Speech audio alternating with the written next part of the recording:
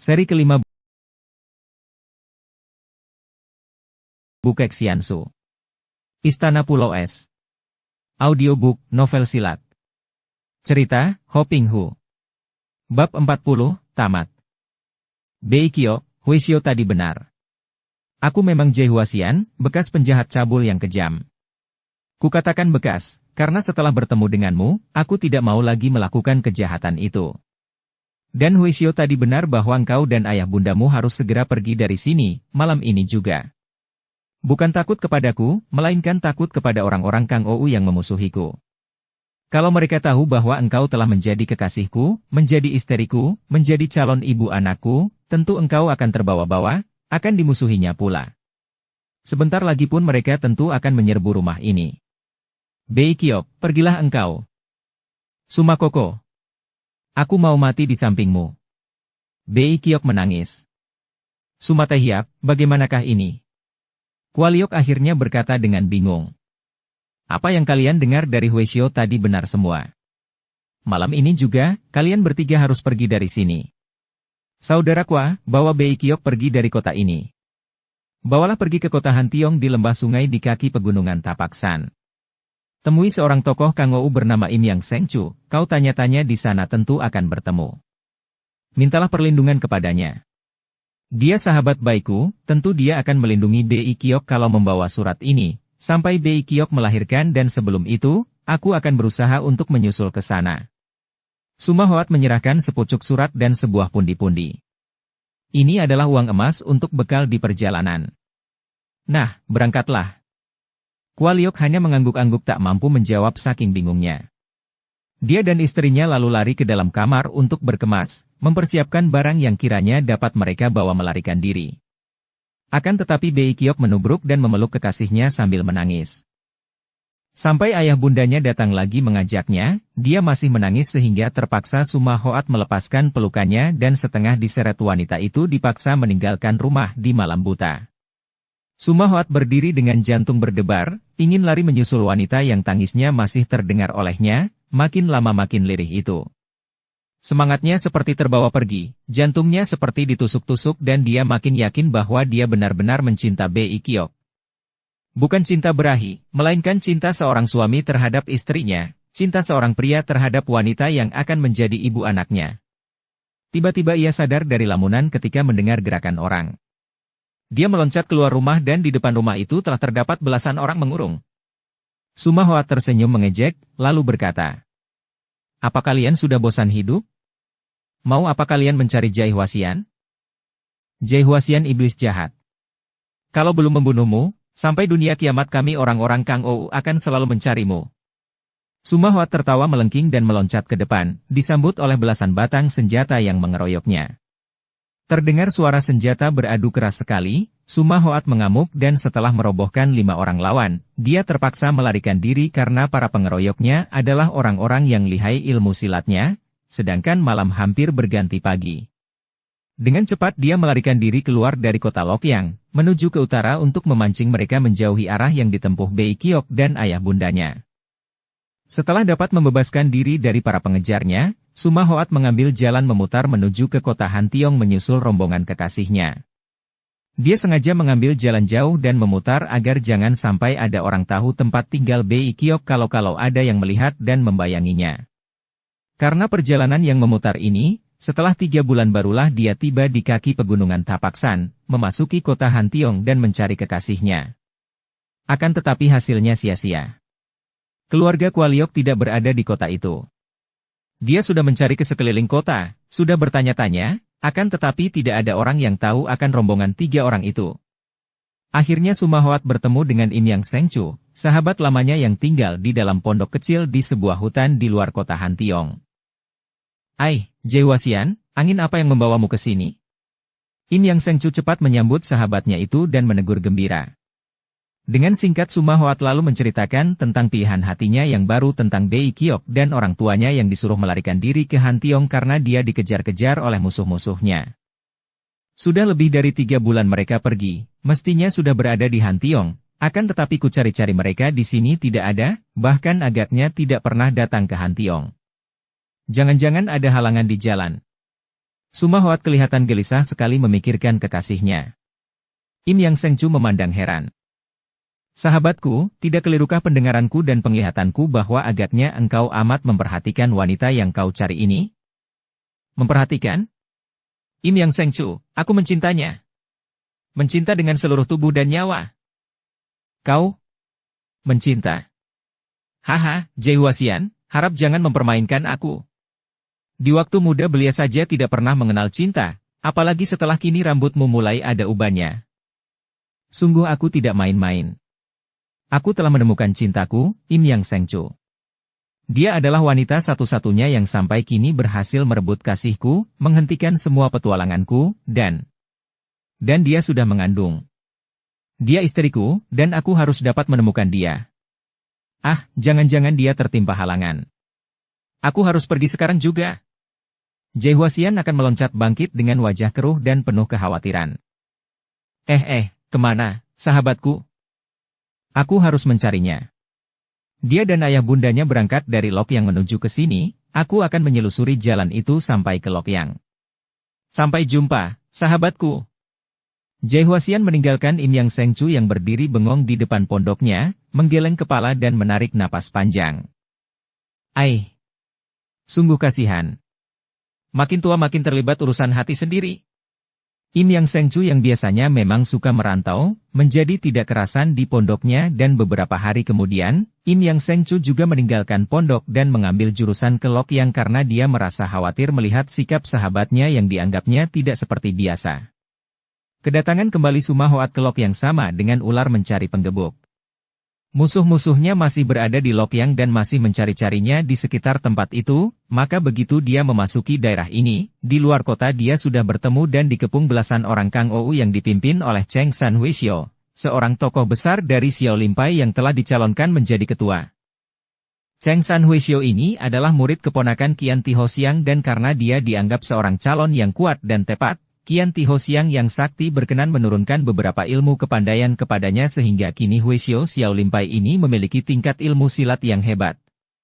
Sekilas pandang saja tahulah Sumahoat bahwa sekali ini dia harus menghadapi pertandingan berat karena yang menghadangnya terdiri dari tokoh-tokoh Xiao Limpai dan Hua Sanpai, semua berjumlah 14 orang dan dari sikap mereka, para penghadangnya itu adalah orang-orang yang memiliki ilmu kepandaian tinggi. Akan tetapi, kegelisahan hati dan kelakuannya karena kehilangan kekasihnya membuat Sumahoat tidak sempat memikirkan diri sendiri, bahkan langsung dia bertanya. Kalian adalah orang-orang Xiao Limpai dan Hua Sanpai yang katanya terdiri dari orang-orang gagah di dunia Kang Ou. Kalau kalian memusuhi Jai Huasian, mengapa kalian mengganggu seorang wanita yang tidak berdosa dan tidak tahu apa-apa? Omitohut. Cheng San Huishio menggeleng-gelengkan kepalanya yang tidak berambut. Engkau sendiri telah melakukan dosa besar terhadap ratusan orang wanita yang tidak berdosa, sekarang menuduh kami mengganggu seorang wanita. Jai Huasian, apa maksud kata-katamu itu? Tidak perlu berpura-pura atau menyangkal. Di dunia ini yang memusuhi Jai Huasian adalah orang-orang macam kalian ini. Sekarang, istriku lenyap, tentu kalian yang telah menyembunyikan dan menculiknya. Kembalikan istriku, baru aku akan dapat mengampuni kalian. Sumahoat mencabut pedangnya. Xian Cai. Orang ini benar-benar tak tahu diri. Seorang Tosu Hua Sanpai berseru marah dan seruannya ini agaknya merupakan dorongan kepada mereka semua yang serentak menerjang maju mengeroyok Sumahoat.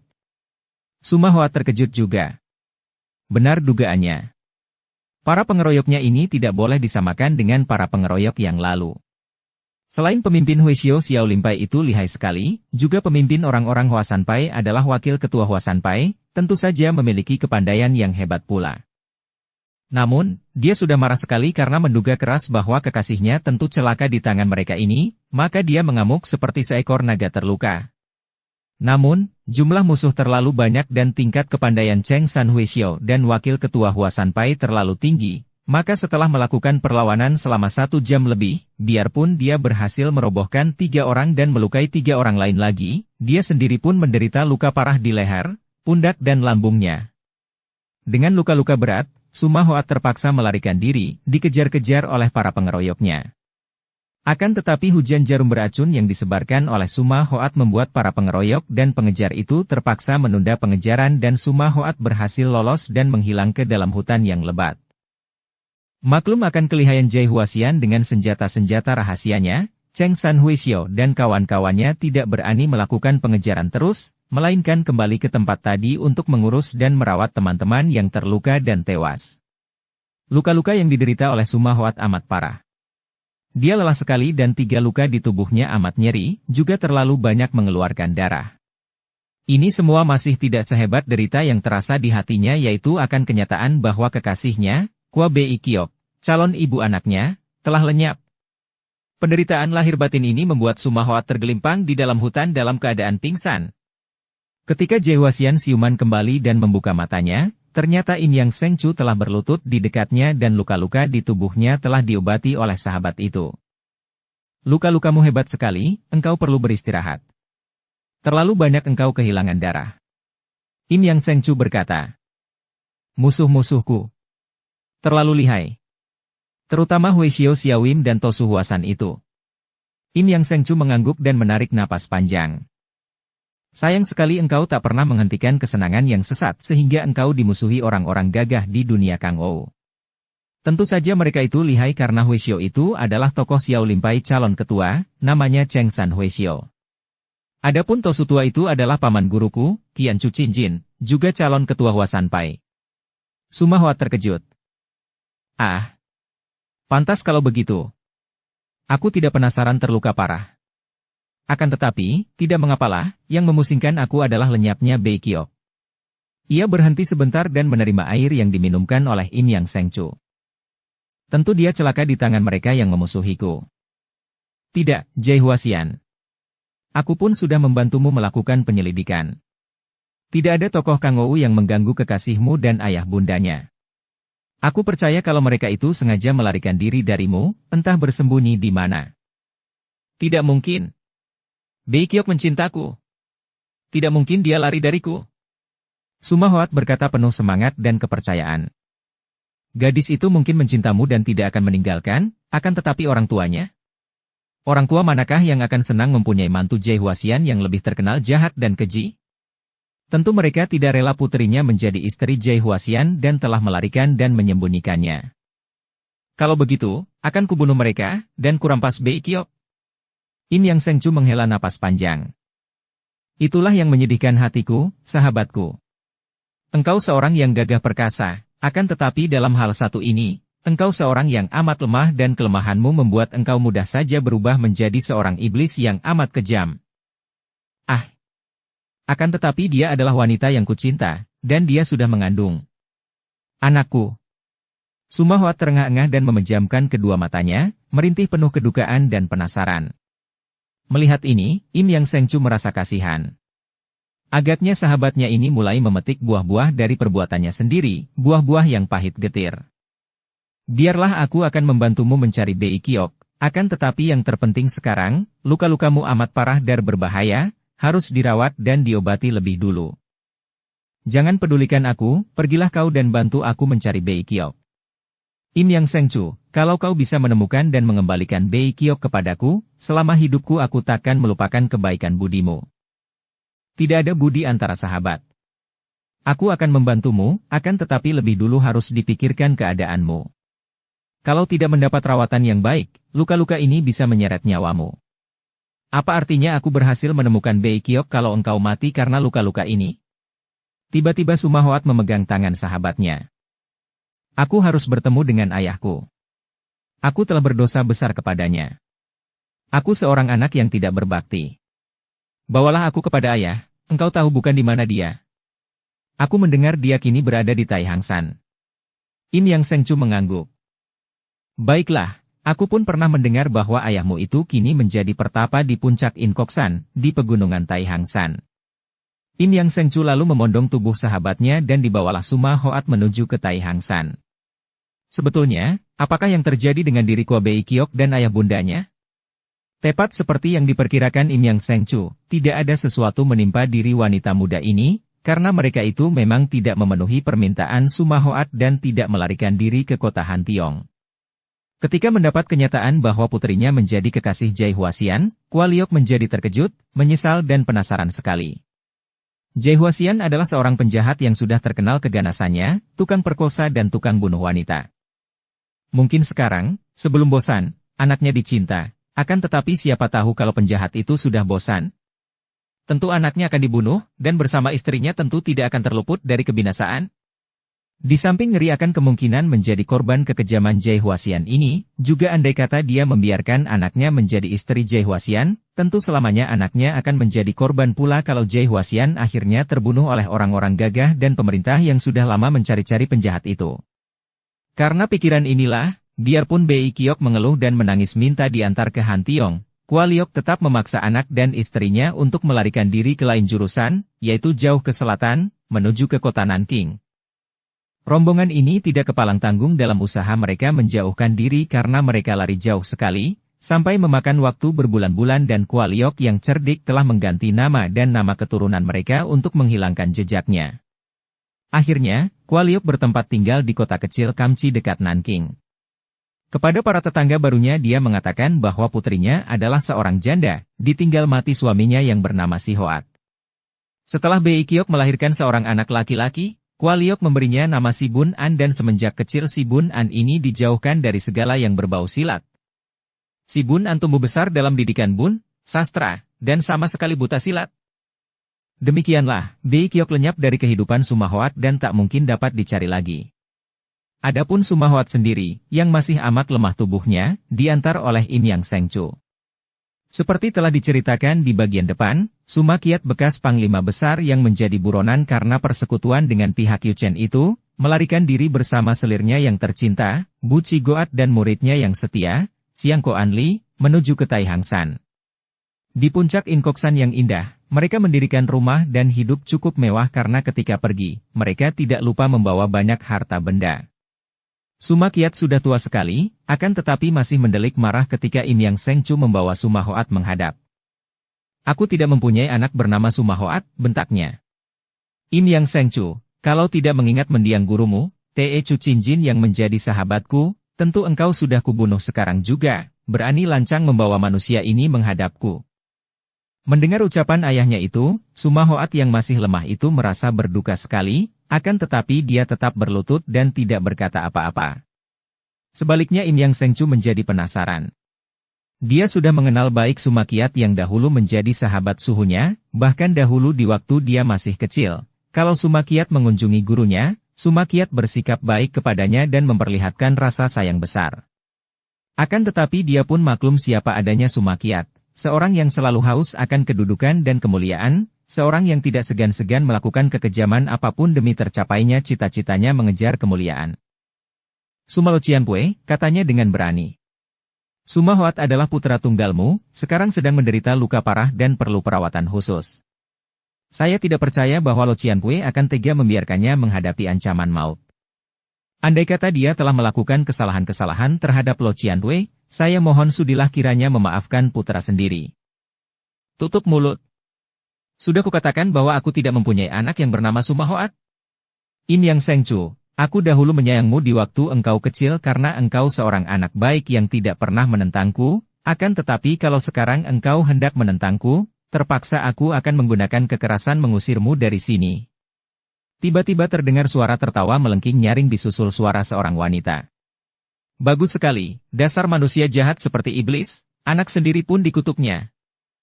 Maya. Tiba-tiba Sumahoat yang berlutut dan berusaha melompat akan tetapi roboh kembali karena tubuhnya masih lemah dan pukulan batin mendengar ucapan ayahnya tadi benar-benar membuat hatinya makin remuk. Im Yang Sengcu cepat memeluknya dan dengan mata terbelalak melihat betapa ada bayangan didahului sinar berkelebat menyambar ke arah tubuh Suma Kiat. Kakek yang masih lihai sekali ini sudah mencabut pedangnya menangkis. Terdengar suara keras dan pedang di tangan Suma Kiat patah, tubuhnya roboh dan kembali bayangan itu berkelebat keluar. Keparat, hendak lari kemana? Siang Koan Li dan Bu Chi Goat meloncat dan mengejar, akan tetapi baru sampai di pintu, kedua orang ini roboh dan bayangan itu berkelebat keluar meninggalkan suara melengking dan mengerikan. Bu Cigoat yang lihai itu telah berhasil bangun lebih dulu daripada Siang Koan Li yang merangkak dan terengah-engah karena pukulan jarak jauh yang tadi membuat dadanya sesak. Bu Cigoat cepat menghampiri suaminya dan terkejut melihat goresan pedang melukai leher dan dada suaminya. Suma Kiat dipapah bangun, duduk di kursinya dan melihat Suma Hoat, bangkit lagi kemarahannya, seolah-olah anaknya lah yang mendatangkan malapetaka itu. Telunjuknya menuding. Pergi. Pergi kalian dari sini. Im Yang Sengcu mengerutkan alisnya, mengempit tubuh temannya dan membawanya keluar.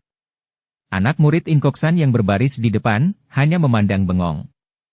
Mereka tidak berani mencampuri dan tadi ketika ada bayangan berkelebat cepat, mereka pun tidak dapat berbuat sesuatu. Bu Cigoat dan Siang Koan Li cepat merawat Suma Kiat. Akan tetapi, biarpun serangan pedang itu mendatangkan luka yang tidak berapa berat, serangan batin karena munculnya Suma Hoat lebih hebat dan membuat kakek ini jatuh sakit lagi, tidak mampu meninggalkan pembaringannya. Im Yang Sengcu membawa Suma Hoat pergi dan berhenti di sebuah lereng puncak pegunungan itu. Suma Hoat mengeluh minta diturunkan, lalu berkata, Im Yang Sengcu, apakah engkau melihat dia tadi? Im Yang Sengcu menggeleng kepalanya. Orang itu gerakannya luar biasa sekali. Aku hanya tahu bahwa dia seorang wanita, entah tua ataukah muda, namun kecepatannya luar biasa sehingga aku tidak dapat mengenalnya. Tentu dia seorang yang sakti dan musuh Suma Kiat. Dia adalah Maya, penghuni Pulau Es. Im Yang Sengcu terkejut bukan main. Akan tetapi, mungkin hanya rohnya saja. Dia sudah mati. Mendengar ini, Im Yang Sengcu makin bingung dan meraba dahi sahabatnya. Engkau panas lagi. Harap jangan pikirkan apa-apa dan beristirahatlah. Im Yang Sengcu, engkau satu-satunya sahabatku. Kau penuhilah permintaanku. Kau tinggalkan aku di sini dan pergilah kau cari Bei Kiok. Akan tetapi engkau perlu perawatan. Im Yang Sengcu membantah. Tiba-tiba terdengar jawaban seorang wanita. Biarlah aku yang akan merawatnya, Im Yang Sengcu. Im Yang Sengcu menengok dan melihat bahwa Bu Cigoat, selir yang lihai dari Suma Kiat, telah berdiri di situ. Biarpun usianya sudah 50-an tahun, namun wanita itu masih tampak cantik dan pakaiannya mewah. Jangan kau khawatir, biarpun ayahnya membencinya, aku tidak. Kau pergilah memenuhi permintaannya, aku yang akan merawatnya di sini. Im Yang Sengcu masih ragu-ragu, menoleh kepada sahabatnya. Suma Hoat mengangguk dan berkata lemah. Pergilah dan cari dia, Im Yang Sengcu. Ibu tiriku akan merawatku di sini. Legalah hati Im Yang Sengcu dan dia segera pergi meninggalkan sahabatnya bersama Bu Cigoat. Setelah Im Yang Sengcu pergi, Bu Cigoat berlutut di dekat Suma Hoat, memeriksa keadaannya. Kulihat engkau telah diobati dengan baik dan hanya perlu beristirahat. Suma Hoat, siapakah adanya bayangan yang menyerang ayahmu tadi? Suma Hoat menggelengkan kepalanya. Aku tidak tahu. Akan tetapi, engkau tadi menyebut nama Maya. Mungkin dia, aku tidak yakin. Dia sudah mati ditelan badai. Andai kata benar dia, agaknya dia kaget dan takut dikenal olehku, maka dia pergi lagi. Untung bagi ayah. Dia lihai bukan main. Dia penghuni Pulau Es, tentu saja amat sakti. Mengingat akan cinta kasihnya dahulu, Bu Cigoat merawat Suma Hoat di lereng itu dan menyuruh anak buahnya membangun sebuah pondok. Semua itu dilakukan secara diam-diam tanpa diketahui oleh Suma Kiat yang juga jatuh sakit. Setelah Suma Kiat jatuh sakit, maka tampaklah betapa Siang Koan Li merupakan seorang yang pandai memimpin. Semua urusan berada di tangannya dan semua anak buah Inkoksan yang telah dikumpulkan untuk menyenangkan hati gurunya, amat tunduk dan setia kepadanya. Juga ilmu kepandaian Siang Koan Li menjadi hebat. Boleh dibilang seluruh ilmu gerakan telah dia kuasai, dan biarpun dibandingkan dengan Bu Cigoat dia masih kalah setingkat, namun pada waktu itu, Siang Koan Li telah menjadi seorang yang sukar dicari lawannya. Munculnya Suma Hoat menimbulkan gairah cinta lama di hati Bu Cigoat. Biarpun wanita ini secara diam-diam telah memuaskan nafsunya dengan pelayan-pelayan pria yang menjadi anak buah Inkoksan, namun begitu melihat Suma Hoat, timbul kembali cintanya. Maka dia lalu melakukan pengejaran dan berhasil menemukan Im Yang Sengcu dan Suma Hoat, bahkan dia lalu menawarkan diri untuk merawat anak tiri yang pernah menjadi kekasihnya itu. Akan tetapi, dia segera mengalami kekecewaan. Sumahoat telah berubah banyak sekali. Sumahoat telah menjadi seorang yang sama sekali tidak mempedulikan bujuk rayunya, bahkan dengan suara dingin bekas Jaihwasian ini berkata, Bu Cigoat, harap kau jangan menimbulkan lagi persoalan hanya untuk melampiaskan nafsu-nafsumu. Hal pertama kali yang merenggangkan aku dengan ayah adalah akibat perbuatanmu. Ketahuilah, pada saat ini, di dunia ini hanya ada seorang saja wanita yang kucinta, dan aku telah bersumpah tidak akan menyentuh wanita lain kecuali dia. Aku tidak dapat melayani hasratmu, dan engkau hendak merawatku atau tidak setelah penolakanku ini terserah kepadamu. Tentu saja Bu Cigoat merasa malu sekali dan mundur teratur. Akan tetapi, demi kasih sayangnya kepada Sumahoat dia masih menyuruh beberapa orang anak buahnya merawat dan memenuhi kebutuhan anak tirinya itu. Kemudian, untuk memenuhi kebutuhan nafsu berahinya yang selalu mendesak, mulailah dia menggoda Siang Koan Li yang biarpun rupanya buruk seperti seekor kuda, akan tetapi merupakan laki-laki yang tidak pernah bermain gila dengan wanita sehingga keadaannya itu membangkitkan berahi Bu Cigoat yang merasa penasaran apakah dia tidak akan dapat menjatuhkan hati pria yang berhati teguh ini. Dan dia berhasil. Akan tetapi, karena memandang rendah Sumakiat yang sedang rebah dan sakit, dua orang ini kurang hati-hati dan mereka berani mengadakan pertemuan di dalam kamar Bu Cigoat yang hanya berpisah dinding dengan kamar Sumakiat. Pada suatu hari, masih siang, kedua orang yang mabuk nafsu itu sedang berada di dalam kamar, tidak tahu sama sekali bahwa Sumakiat mendengar suara mereka, turun dari pembaringan dan menghampiri pintu kamar Bu Cigoat. Cigoat. Sumakiat mendorong pintu, terbuka, dan memandang dengan muka pucat dan mata terbelalak ke atas tempat tidur Bu Cigoat di mana selirnya dan muridnya, dua orang yang paling dicinta dan dipercaya, terbelalak penuh rasa kaget memandang kepadanya, kehabisan akal. Tiba-tiba Sumakiat mengeluh, menekan dada kiri dengan tangan kanan, menyemburkan darah dari mulutnya, tubuhnya tergelimpang dan robohlah kakek ini ke atas lantai. Serangan batin yang hebat ini tidak tertahan oleh tubuh yang lemah itu. Sumakiat roboh pingsan dan tidak sadar kembali. Setelah jenazahnya dimasukkan peti mati dan dilakukan upacara sembahyang, Bu Cigoat dan Siang Koan Li yang berkabung, menangis sedih di depan peti mati. Sumahoat yang masih lemah, datang juga untuk bersembahyang ketika mendengar bahwa ayahnya meninggal dunia. Setelah bersembahyang, Sumahoat menoleh kepada Bu Cigoat, berkata perlahan, "Apa gunanya setelah mati ditangisi?" Ucapan itu ditujukan kepada selir ayahnya yang dia tahu merupakan seorang istri yang berhati palsu, yang selalu menyeleweng, seorang istri yang amat dicinta ayahnya, namun yang sesungguhnya tidak patut mendapatkan cinta seorang suami. Akan tetapi tanpa disengaja, teguran Sumahoat itu membuat Siang Koan Li menjadi merah sekali karena dia merasa disindir. Sebelum melakukan hubungan rahasia dengan Bu Cigoat, dia merupakan seorang murid yang amat setia, dan dia memang selalu merasa berhutang budi kepada gurunya itu. Kini mendengar ucapan Sumahoat, dia bangkit berdiri dan berkata, "Mengapa Suheng berkata demikian? Budi Suhu amat besar, sampai mati pun takkan terlupa olehku. Biarpun Suhu bersikap marah kepada Suheng, akan tetapi Suheng adalah putranya, bagaimana berkata demikian? Apakah setelah Suhu meninggal, Suheng hendak menunjukkan kekuasaan di sini menuntut warisan dengan kekerasan?" Menggigil tubuh Sumahoat saking marahnya mendengar ini. Tubuhnya masih lemah sekali, akan tetapi kemarahan membuat matanya mendelik memandang si muka kuda itu. "Bedebah, kau sombong sekali, Siang Koan Li.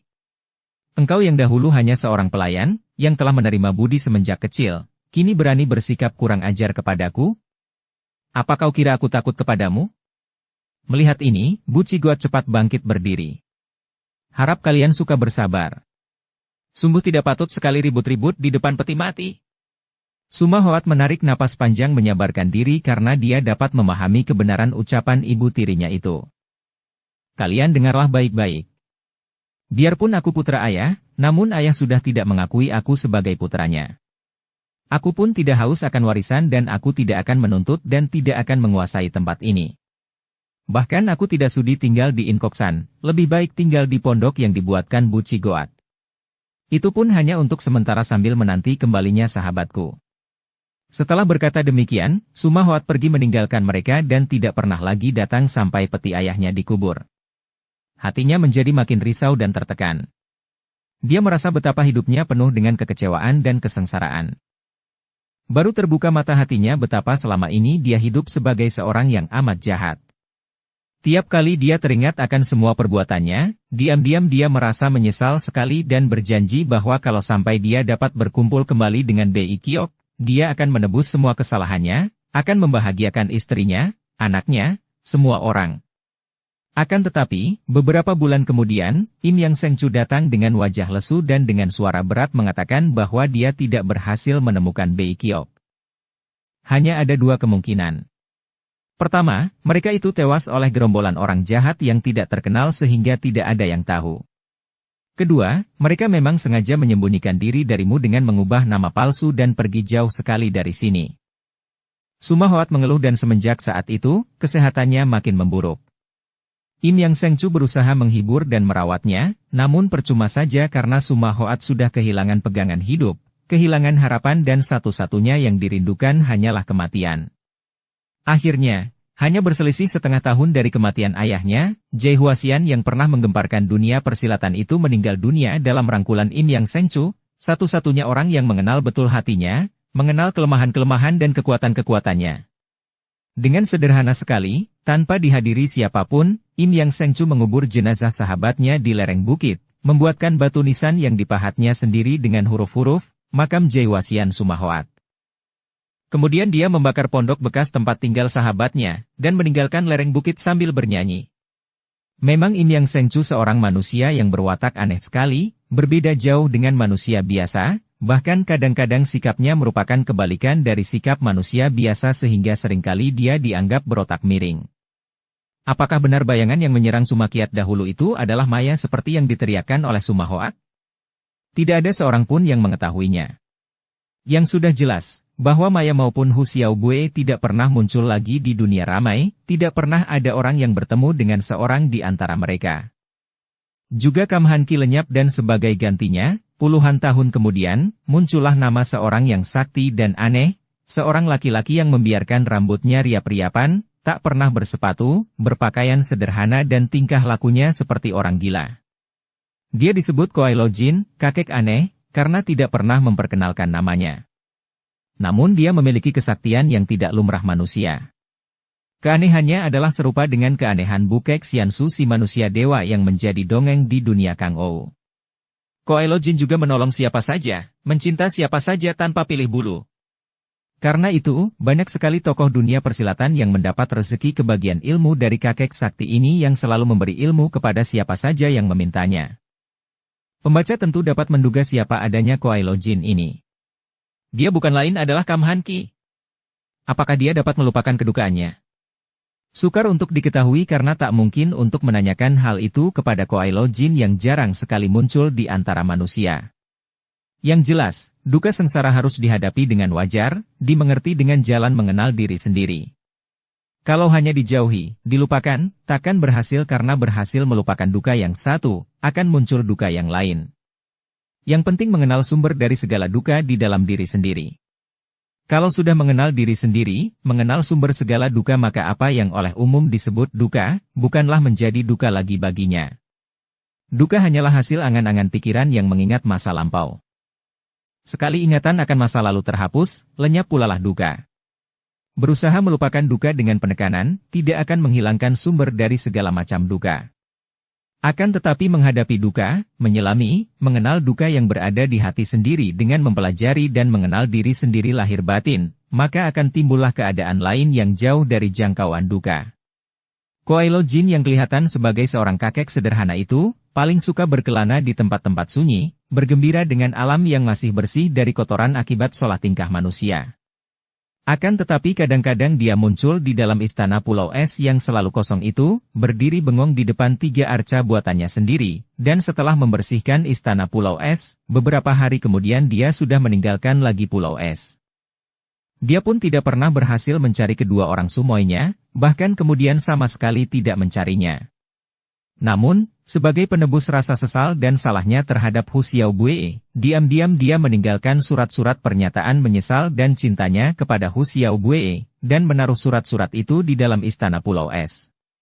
Puluhan tahun kemudian, Koailo Jin datang ke Pulau Es, membawa seekor beruang salju yang berbulu putih, meninggalkan beruang yang jinak dan terlatih itu di Pulau Es sebagai penghuni dan penjaga. Kemudian, sampai lama sekali dia tidak pernah muncul lagi di Pulau Es, juga tidak muncul di dunia ramai. Semua kedukaan yang menimpa diri tokoh-tokoh dalam cerita ini adalah gara-gara cinta, tentu demikian pendapat kita. Akan tetapi, benarkah demikian? Cinta tidak akan mendatangkan sengsara, karena cinta itu adalah kebenaran, cinta adalah kenyataan, cinta adalah Tuhan. Di dalam cinta, tidak ada si pemberi dan si penerima, tidak ada si pencinta dan yang dicinta. Berbahagialah manusia yang mengenal dan memiliki cinta ini di dalam dirinya, karena cinta ini sesungguhnya juga bahagia. Cinta yang dikenal umum bukanlah cinta sejati. Kalau Sumahoat menyatakan, aku cinta Bi Kiok, maka sesungguhnya bukan Bi Kiok yang dicintanya, melainkan dirinya sendiri. Segala macam derita, kekecewaan, kebencian, cemburu, kemunafikan, iri hati dan dengki, semua ini timbul dari apa yang disebut cinta itu, yaitu cinta kepada si aku, bukan cinta yang sejati. Cinta kepada si aku sajalah yang menimbulkan perbuatan-perbuatan yang merugikan orang lain. Aku dirugikan, anakku diganggu, hartaku dicuri, keluargaku dihina, bangsaku, negeriku, agamaku tidak dihargai, maka marahlah aku, bencilah aku kepadanya. Karena itu, selama aku, engkau, dan dia menjadi pendorong semua perbuatan, maka timbullah pertentangan, dan selama ada pertentangan, timbullah duka sengsara.